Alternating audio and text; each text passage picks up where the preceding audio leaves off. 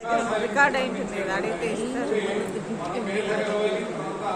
యాంత్రికపరమైనటువంటి విజ్ఞానాన్ని అవధానాలు పెంపొందించుకోవాలి. ఈ రెండు కలిస్తే అద్భుతాలు సాధించవచ్చని వారు నిరూపించారు. వారు గొప్ప గొప్ప ప్రయోగాలు చేశారు.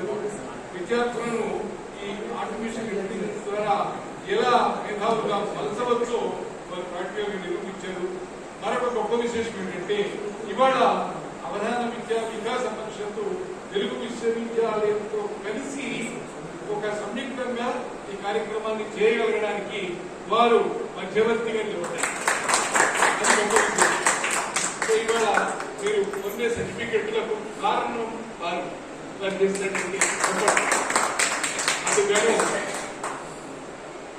మా సురేష్ బాబు గారిని వారు ఇవాళ కాదు మా పరిచయం 20 ఏళ్ల నుంచి పరిచయం.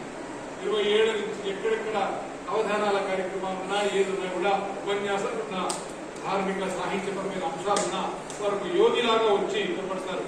కానీ వారు పనిచేసేది Chaitanya Bharathi Institute of Technology అంటే ఒక శాస్త్ర సాంకేతిక పరమైనటువంటి రంగంలో వారు ప్రొఫెసర్ గా ఉంటూ ఆధ్యాత్మిక ధార్మిక విషయాలలో వారు ఎంత గొప్ప నిష్ణాతులో మనకు తెలుస్తుంది. గొప్ప సైంటిస్ట్. ఇవాళ భారతదేశంలో ఈ ఇండియన్ నాలెడ్జ్ సిస్టమ్స్ ని భారతీయ జ్ఞాన పరంపరను అధ్యయనం చేసి సాధికారికంగా చెప్పగలిగినటువంటి 20 మందిలో వీరు. అది మీరు గొప్పతనం. సురేష్ బాబు గారు వాళ్ళ చాలా మంచి విషయాన్ని మీకు అందించారు. ఇవన్నీ నేను 4వ అవధాన విద్యా వికాస పరిషత్తు గ్రూప్ దాంట్లో పెట్టాను.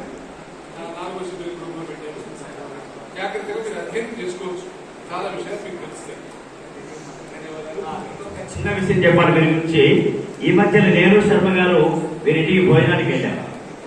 వెళితే 2 విశేషాలు కనిపించాయి. వీరి ఇంటి పైకి వెళ్ళడానికి 60 మెట్లున్నాయి.